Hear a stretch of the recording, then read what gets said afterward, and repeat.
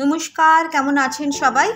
ইচ্ছে ডানার একটি নতুন ট্রাভেল ব্লগে আপনাদের সকলকে স্বাগত। হঠাৎ করেই দুদিনের জন্য ঠিক করে ফেললাম শিমুলতলা যাব। মূলত আমার ভাইয়ের উৎসাহতেই মাকে নিয়ে রওনা দিলাম শিমুলতলার উদ্দেশ্যে। শিমুলতলা যাওয়ার জন্য জানেন, হাওড়া থেকে 11টা 20-তে একটা ট্রেন ছাড়ে যার নাম মোকামা, এবং শিয়ালদা থেকে ছাড়ে 1টা 40-এ বালিয়া এক্সপ্রেস। কিন্তু আমরা কোনোটাতেই টিকিট পাইনি, তাই হিনমটর থেকে সকাল 4টে 35-এর বর্ধমান লোকাল ধরে রওনা দিলাম বর্ধমানের উদ্দেশ্যে। রাতের অন্ধকার কেটে একটু একটু করে ভোরের আলো ফুটছে আর ট্রেন ছুটে চলেছে বর্ধমানের উদ্দেশ্যে।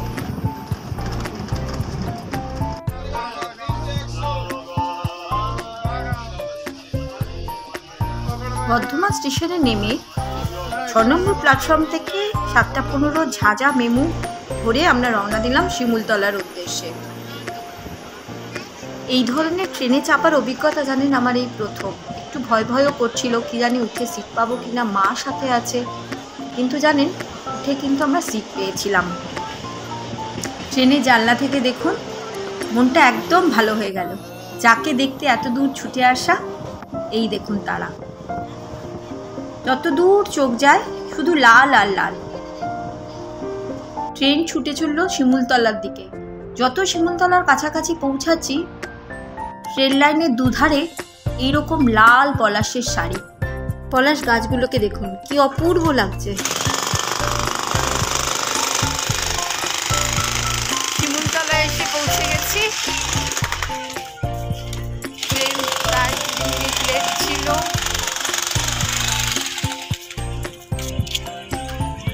রোদের ভালোই তেজ আছে। শিমুলতলা স্টেশনটা কিন্তু বেশ ফাঁকা ফাঁকা, খুব অল্পই লোকজন যাতায়াত করছিল। ইংরেজ আমলের বহু পুরনো এই শিমুলতলা। শিমুলতলা নিয়ে নানা রটনা রয়েছে। আমি তো অনেক গল্পই এই শিমুলতলা নিয়ে শুনেছি। ভূত দেখার আস্তানা বলেও কিন্তু শিমুলতলা বেশ জনপ্রিয়। ছোটোখাটো এই স্টেশনটা কিন্তু বেশ ছিমছাম এবং পরিষ্কার। এই যে এখান থেকে উঠে বাইরে অটো রয়েছে, সেই অটো নিয়ে আমাদের যেতে হবে আমাদের যেখানে বুকিং রয়েছে আমাদের গন্তব্যস্থলে। মা, ভাই, আমার হাজবেন্ড, ভাইপো হয়তো একটু এগিয়ে গেছে। আমি একটু ভিডিও করছিলাম বলে একটুখানি পিছিয়ে গেছি। এখানকার স্থানীয় লোকজনদের সাথে একটু কথা বলে একটা অটো নিয়ে রওনা দিলাম আমাদের গন্তব্যস্থলের দিকে। রাস্তাটা দেখুন বেশ চওড়া, আর আশেপাশের বাড়িগুলোর দিকে লক্ষ্য করুন, বহু পুরনো এই কুটি বাড়ি। আমরা পৌঁছে গেছি আমাদের আজকের গন্তব্যস্থল, দুদিনের আমাদের আস্থানা যশোদা ধাম। এই যশোদা ধামের যিনি কেয়ারটেকার, ওনার নাম বজরংজি। আমি ডেসক্রিপশন বক্সে ওনার ফোন নাম্বার দিয়ে দেব। আপনারা যদি ইচ্ছে করে, খুব সুন্দর এই জায়গাটা, নিরিবিলিতে যারা থাকতে ভালোবাসেন তারা দুদিনের জন্য কিন্তু অনায়াসে ঘুরে আসতে পারেন। স্বাধীনতারও আগে বাঙালি বাবুরা হাওয়া পরিবর্তনের জন্য দক্ষিণে যেতেন। শিমুলতলা হলো তেমনই একটি জায়গা। বহু বাঙালি বাবু সেই সময় এখানে তাদের কুটি বাড়ি তৈরি করেছিলেন। এই বাড়িটিও তেমনই একটি বাড়ি। সামনের এই আম গাছটা দেখুন, কি বিরাট একটা আম গাছ। আর এই যে দূরে দেখতে পাচ্ছেন, এটা হচ্ছে খড় কাটার কল। 20 বিঘা জমির উপরে এই বাড়িটি, অপূর্ব সুন্দর। এই যে পুরো লাল বাড়িটা দেখা যাচ্ছে, এই বাড়িটি অসম্ভব সুন্দর। আর এই যে দেখুন, শিমুল ফুল দিয়ে সাজিয়ে রেখেছিল একটা আলপনা এনারা। এই আম গাছের তলায় একটা কলসি রাখা, আর জল ভীষণ ঠান্ডা। আমার হাজব্যান্ড অলরেডি খেতে শুরু করে দিয়েছে। চলুন রান্নাঘরটা দেখি। আপনারা জানেনই মেয়েদের রান্নাঘর কত প্রিয় হয়, আমারও তাই। এই রান্নাঘরে একটা মাটির উনুন এবং কাঠ দিয়ে এখানে রান্না করা হয়। আমার এত পছন্দ হয়েছে রান্নাঘরটা। আমরা লাগেজ রেখে একটুখানি চারপাশটা দেখব বলে বেরিয়েছি। এই যে মন্দিরটা দেখছেন, এটা আমার ভাই বলল নতুন তৈরি হয়েছে, কারণ আমার ভাইয়ের জায়গাটা খোঁড়া। এর আগে যখন ওরা এসেছিল তখন এই মন্দিরটা কিন্তু ছিল না। চারিদিকে নানা রকম গাছ। এই যেটা দেখছেন, এটা হচ্ছে ইদারা। তখনকার সময় এই ইদারা দিয়েই জল যেটা তোলা হতো সেটাই খাওয়া হতো। এখন আর এই ইদারার জল খাওয়া হয় না। ইদারাটা খুব গভীর। এখানে জলের খুব অভাব ছিল জানেন, তাই প্রত্যেকটা কুঠি বাড়িতেই এরকম একটা বড় বড় ইদারা রয়েছে। আমরা বাড়িটির পেছন দিকে যাওয়ার চেষ্টা করছি, মাও আসছে, মায়ের পায়ে একটু ব্যথা, তাই আস্তে আস্তে আসছে। আমরা এগোচ্ছি। দেখুন এটা বাড়ির পেছনের দিকে যে দরজাটা, সেটা আস্তে আস্তে আসো। দেখলাম পেছন দিকে অনেকগুলো গাছ কাটা রয়েছে। জানি না পরবর্তী সময় এখানেও হয়তো কংক্রিটের জঙ্গল গড়ে উঠবে। আমরা এগোচ্ছি, ভাই আমার হাজবেন্ড আগে আছে।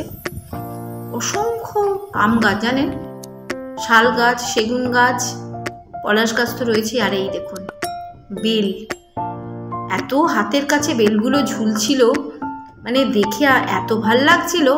এইভাবে কোনোদিন বেল এত হাতের কাছে ঝুলতে তো আমরা দেখিনি। আমার ভাইপো তো সেগুলোকে নেওয়ার জন্য অস্থির, তাকে বোঝানো হলো এগুলো কাঁচা।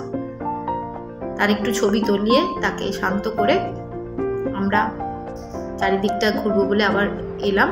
এই দেখুন আম গাছগুলো, সব গাছে এই রকম মুকুল হয়েছে। আর এই আম গাছটা দেখুন, এটা দেখলেই বোঝা যাচ্ছে বহু পুরনো এই আম গাছ। এর গোড়াটা দেখেছেন? আর সামনে দেখুন আমার ভাই দেখাচ্ছে একটা কত বড় উইয়ের ঢিপি। এখানে অনেকগুলো লেবু গাছও রয়েছে, সেগুলোতে লেবুও ধরে রয়েছে। আর এটা হচ্ছে বাড়িটার ঠিক পেছন থেকে একটা সবেদা গাছ, কত বড় সবেদা গাছ দেখুন, অনেকগুলো সবেদা হয়ে রয়েছে। আর এইটা হচ্ছে একটা বাথরুম, যেটা আর এখন ইউজ হয় না, তখনকার সময় হয়তো ইউজ হতো। আর নানা রকম জবা ফুল জানেন, এতগুলো জবা, এত রঙের। আমি সাদা জবা কোনোদিন দেখিনি, এখানে এসে প্রথম এই সাদা জবা দেখেছিলাম। আর এই দেখুন ক্যাকটাসগুলো, বিভিন্ন রকমের ক্যাকটাস। এই দেখুন আরেকটা ক্যাকটাস, গাঁদাগুলো এরকম সারি দিয়ে সাজানো ছিল। এই একটা ক্যাকটাস, যেটা আমি কোনোদিনই দেখিনি, এটা প্রথম এই ধরনের ক্যাকটাস দেখলাম।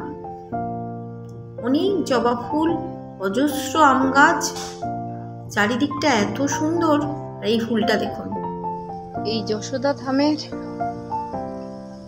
ভেতরে এলে সোজাসুজি একটা ঘর আছে, এখানে বেসিন, এদিকে একটা ঘর আছে, এখান দিয়েও নামা যায়। আবার ঠিক ওইদিকে আরেকটা ঘর আছে।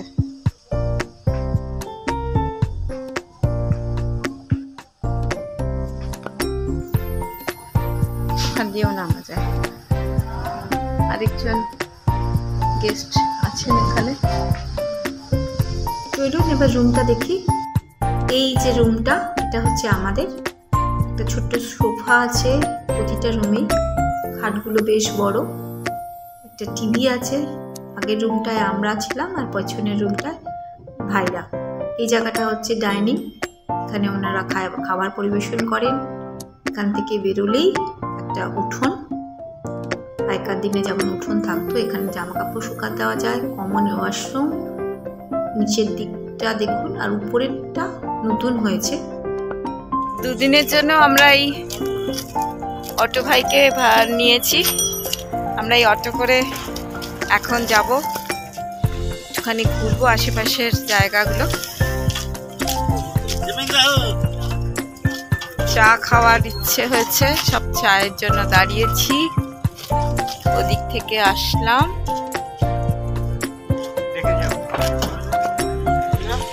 হ্যাঁ খাবো। ভাই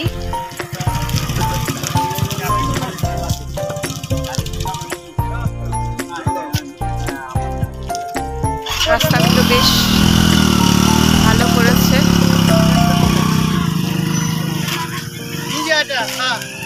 এটা রেল লাইনের ক্রসিং, এটা পেরিয়ে আমরা আগে যাব। আগের বারে যখন আমার ভাই এসেছিল তখন ও শিমুলতলা রাজবাড়িটা দেখেছিল দিনের বেলা, তাই এবার একটু অ্যাডভেঞ্চারের জন্য ঠিক হলো এবার আমরা রাত্রের বেলায় রাজবাড়িটা দেখব, যদি ভূতের দেখা টেখা পাই আর কি, এই আশায়। রাস্তার মধ্যে যেতে যেতে আমরা শ্যামল সেনের বাড়ি দেখেছিলাম।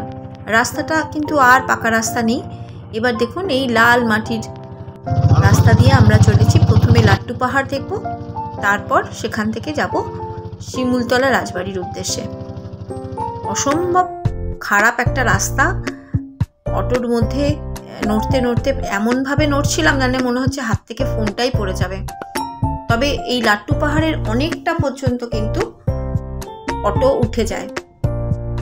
দেখুন চারপাশটা কেউ কোথাও নেই, একদম শুনশান, টুরিস্ট প্রায় নেই বললেই চলে। যখন আমরা ওখানে পৌঁছেছি তখন টুরিস্ট তেমন দেখতে পাইনি, যেহেতু সেটা দোলের আগের দিকে, তাই হয়তো এত ভিড় নেই।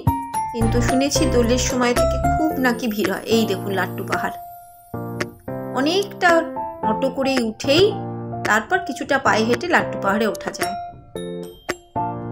ওই দূরে দেখুন রাজবাড়িটা। আমরা যখন পৌঁছেছি তখন সূর্য অস্ত যাবে, আকাশটা লাল হয়ে উঠেছে। লাট্টু পাহাড়ের নিচে দাঁড়িয়ে, তখন আমরা উপরে উঠিনি, সূর্য অস্ত যাবে। দেখুন আকাশটা কি অপূর্ব লাগছিল, সেটা বলে বোঝাতে পারবো না। দেখুন আমরা উপরে উঠেছি, এই যেটা দেখা যাচ্ছে তালাবটা, ওটা হচ্ছে ওই 80-তে 80ও না, আর দাদার কীর্তি শুটিং হয়েছিল। দূরে ওই রাজবাড়িটা দেখা যাচ্ছে, ওই যে সূর্য এই মাত্র অস্ত গেছে। এইটা একটা লাট্টু পাহাড়ের উপরে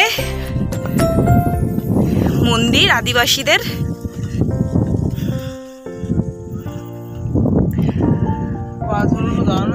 হ্যাঁ হ্যাঁ, অপূর্ব সুন্দর।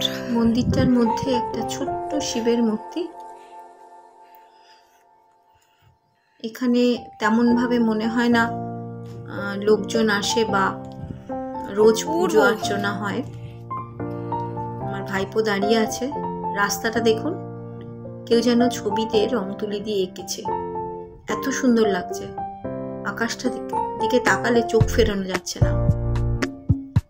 চারিদিকটা শুধু ধুধু মাঠ, কিছু কিছু গাছ। মন্দিরটার পেছন দিকে যাই, চলুন। এইটা জানলা মন্দিরটার, চারদিকেই যাওয়া যায়। মন্দিরটার চারদিকেই ঘুরতে পারা যাচ্ছে, চারদিকটা খোলা দেখতে পাচ্ছি। এই ধরনের বিভিন্ন বাঁশ রাখা এবং বাঁশের গায়ে দেখলাম পতাকা লাগানো আছে। মনে হচ্ছে এখানে বলির জায়গা। হ্যাঁ, এটা একটা বলি দেওয়া হয় মনে হয় এখানে যখন পুজো হয়। পেছন দিক থেকেও দেখতে পাচ্ছি রাস্তা আছে, কেননা আর্লের মতন করা, দেখে বোঝা যাচ্ছে যে এখান থেকেও ওঠানামা করা যায়। আমরা রাজবাড়িতে এসে পৌঁছালাম। চারিদিকটা কুটকুটে অন্ধকার, কিচ্ছু দেখা যাচ্ছে না। একটা হাজব্যান্ড ওয়াইফ তাদের একটা গাড়ি নিয়ে এসেছেন, সেই গাড়ির আলোতে যেটুকু দেখা যাচ্ছে। মাকেও দেখছি ভূতের কথা শুনে টুকটুক করে পড়ে ওঠার চেষ্টা করছে, যদিও মায়ের পায়ে খুবই ব্যথা। আমিও মায়ের পেছন পেছন চললাম। চারিদিকটা এত নিস্তব্ধ, কেউ কোথাও নেই। দূর দূর পর্যন্ত কাউকে কোথাও দেখা যাচ্ছে না। এরকম সিঁড়ি বেয়ে বেশ খানিকটা উঠে দেখুন সকলে দাঁড়িয়ে রয়েছে, এমন ছায়ামূর্তির মতো লাগছে না বলুন? কিন্তু উপরে ওঠার পর দেখা গেল যে আগে এগোনোর আর জায়গা নেই। আর এই যে জায়গাটা দেখছেন, হঠাৎ এখান থেকে আমার ভাইপো শুনতে পেল একটা বৌ বৌ আওয়াজ। ও আমাদের ডাকাতে আমরা ওখানে গেলাম। গিয়ে যেটা দেখলাম সেটা হচ্ছে একটা বিরাট মৌমাছির চাক, জানেন, এবং সেখানে অজস্র মৌমাছির এমন একটা আওয়াজ যেন মনে হচ্ছে ভেতর থেকে কেউ গো গো আওয়াজ করছে। হয়তো কখনো রাতের অন্ধকারে মনের ভুলে যারা ভূত বিশ্বাস করেন, এটাকেই হয়তো ভূত বলে মনে করবেন। রাতের আকাশে দেখুন নিজেদের ছায়াগুলোকে কেমন ভুতুরে বলে মনে হচ্ছিল। কেউ কোথাও নেই। দেখুন রাতের অন্ধকারে নিস্তব্ধ চারিদিকে। দেখুন এই ভগ্নপ্রায় রাজবাড়ি কত যুগের কত ইতিহাসের সাক্ষী হয়ে দাঁড়িয়ে রয়েছে। হয়তো কোনো এক সময় এই রাজবাড়ি একদম গম গম করতো, আর আজকে দেখুন একদম ভগ্নপ্রায়। ফেরার পথে বিভিন্ন মিষ্টির দোকান আছে জানেন এখানে। এদের এখানের বিখ্যাত মিষ্টি হচ্ছে ছানার মুরগি। এই দেখুন, সকলে একবার টেস্ট করবেন কিন্তু কিন্তু অবশ্যই গরম গরম। কুটিবাড়িতে ফিরে রাতের খাওয়ার দাওয়া শেষ করে পরের দিন ভোরবেলা বেরিয়ে পড়লাম একটু হাঁটবো বলে এবং চারদিকটা একটু ঘুরে দেখবো বলে। বেশ ঠান্ডা আছে।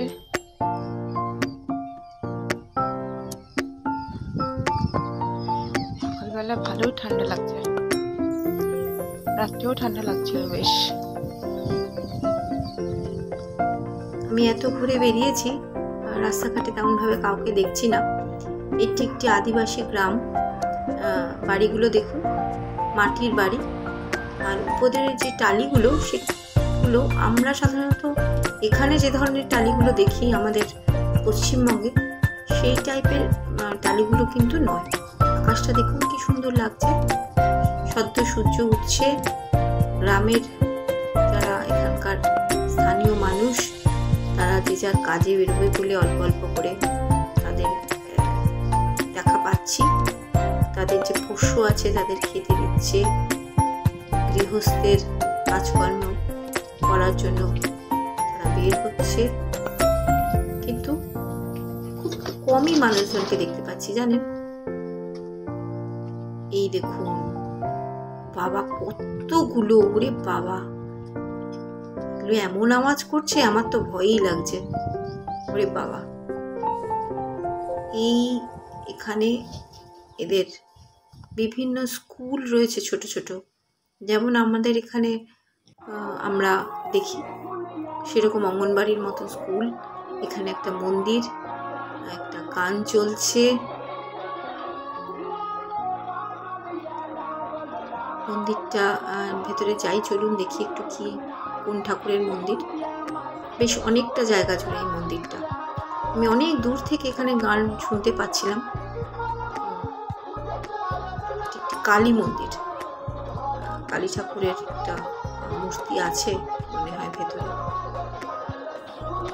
স্থানীয় ভাষায় এখানে একটা গান চলছে, আমি দিতে পারবো কিনা জানি না, হয়তো মিউট করে দিতে হবে। তবে এখানে একটা জিনিস আমি লক্ষ্য করলাম, বেশিরভাগই মাটির বাড়ি, দু একটা পাকা বাড়ি আছে, ইটের বাড়ি। তবে এদের যে সকালবেলার যে প্রাতকর্ম, ম্যাক্সিমামকেই দেখলাম যে লোটা নিয়ে, অর্থাৎ ওই ঘটির মতন দেখতে, ওগুলো নিয়ে ওরা সকলে, বউ বলুন, গৃহস্থের বাড়ির লোকজন যারা ছিল, সকলেই দেখছি জঙ্গলের দিকে যাচ্ছে।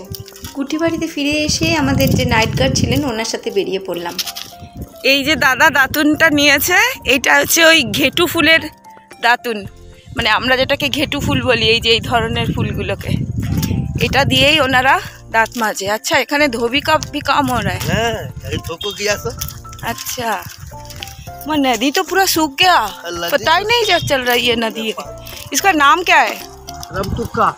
रमतुका, रमतुका, रामतुका, রামতুকা।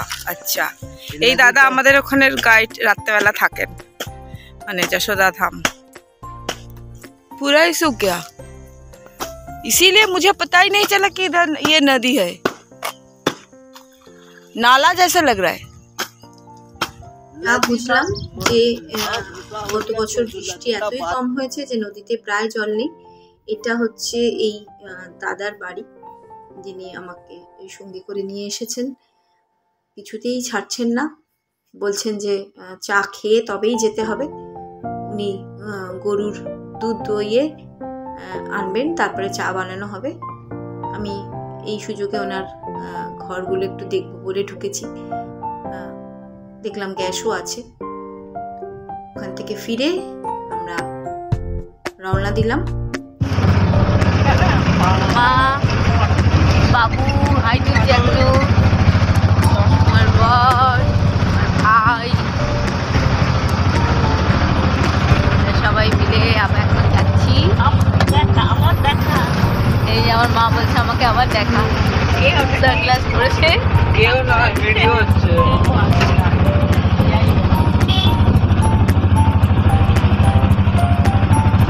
আমরা একটা সাইড থেকে বেরিয়েছি। এই জায়গাটা দেখুন, দেখে কেমন সেই দীঘার সমুদ্রের পাড়ের মতন মনে হচ্ছে না? যেন মনে হচ্ছে দূরে এই ঝাউ গাছ আর বালিয়াড়ি, সেরকম লাগছে দেখতে। আর রাস্তাটা দেখুন কি অপূর্ব লাগছে, অনেকগুলো খেজুর গাছ রাস্তার মধ্যে দেখতে পেয়েছি। অপূর্ব দেখুন জায়গাটা, রাস্তাটা দেখুন কি অপূর্ব লাগছে। ধুধু প্রান্তর, কোনো লোকজনকে দেখতে পাচ্ছি না। এটা ধারারা ফলস, কিচ্ছু নেই, পুরো শুকনো। এত বড় একটা নদী, কিচ্ছু নেই। মানে এটা দেখে সত্যি কিরকম লাগছে। হ্যাঁ, ওই যে মানুষ, ওই তো গ্রামগুলো থেকে মনে হয় নেমেছে, ওখান দিয়ে গ্রাম আছে। চিন্তা করা যায়, ওই তো অল্প অল্প জল। বর্ষাকাল ছাড়া জল পাওয়া যায় না।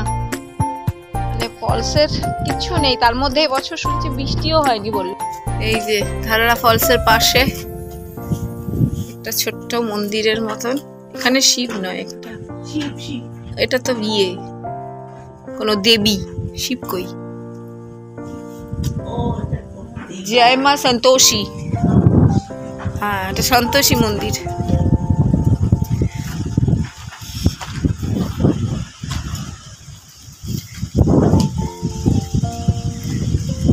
হাওয়ার চোটে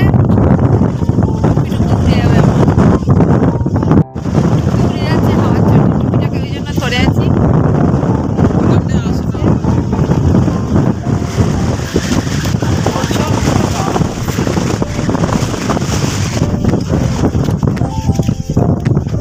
আমি টুপিটাকে ধরে ধরে হাঁটছি রোদে।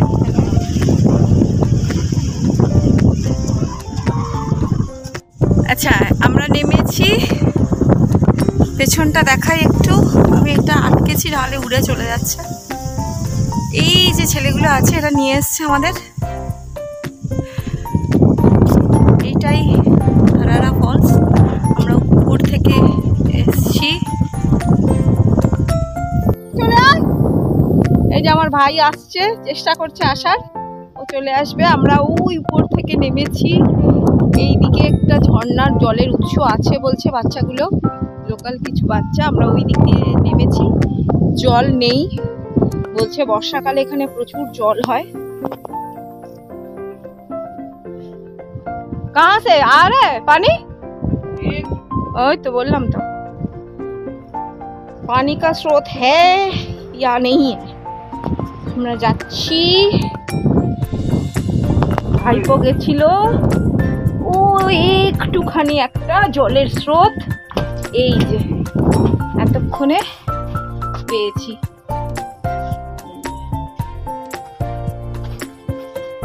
তাই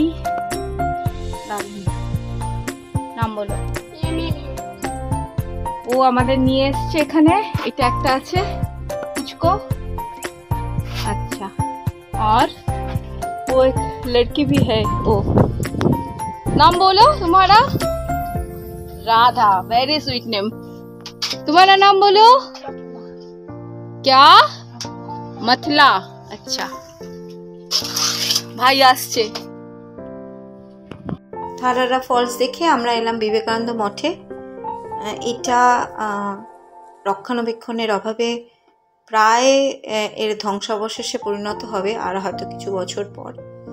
এখানে একজন মহিলা কেয়ারটেকার থাকেন, ইনি আপাতত এটাকে দেখাশোনা করেন। কোনো এক সন্ন্যাসী এই মঠটাকে প্রতিষ্ঠিত করেছিল। বছরে একবার কি দুবার এখানে অন্যান্য সেবায়িতরা আসেন এবং তারা এখানে কিছু খাওয়া দাওয়ার ব্যবস্থা করেন। কিন্তু এই মঠটাও প্রায় 300 বছরের বেশি পুরনো। এখন এখানে কেউই প্রায় আসে না, তবে শিমুলতলায় আসলে একবার অবশ্যই এই মঠটাও কিন্তু ঘুরে যাবেন, খুব খারাপ লাগবে না। আমরা তারপর এলাম হলদি ফলস দেখতে। এই হলদি ফলসটা একদম একটা জঙ্গলের মধ্যে দিয়ে যেতে হয়, একদম সম্পূর্ণ একটা ট্রেকিং রুট। মাকে অটোতে রেখে এসেছি কারণ মা এতটা হাঁটতে পারবে না। আর সত্যি আমরা প্রথম দিকে একটু ঘাবড়িয়ে গেছিলাম যে কোন দিক দিয়ে যাব, বুঝতে পারছিলাম না। আমাদের যিনি অটো ড্রাইভার ছিলেন উনি এলেন, উনি না আসলে হয়তো এই জঙ্গলের মধ্যে দিয়ে আমরা যেতেও পারতাম না। দেখুন চারিদিকে শাল আর সেগুনের গাছ, কেউ কোথাও নেই। একটা ঝিঝি পোকার আওয়াজ শুনতে পাচ্ছি। আমরা হাঁটছি সামনের দিকে, অনেকটা হেঁটে এলাম, প্রায় অনেকক্ষণই হয়ে গেছে আমরা হাঁটছি। আমরা তিনজনে, সঙ্গে আমাদের ওই অটোর যিনি ড্রাইভার উনি আছেন। চারিদিকে কি বিশাল বিশাল দেখুন শাল গাছ, বিরাট জঙ্গল, কেউ কোথাও নেই। আমরা প্রায় অনেকক্ষণ হয়ে গেছে হাঁটছি। বেশ রোদের তেজ, তবে হালকা হালকা হাওয়াও বইছে এখানে। দেখি আর কতক্ষণ হাঁটা যায়।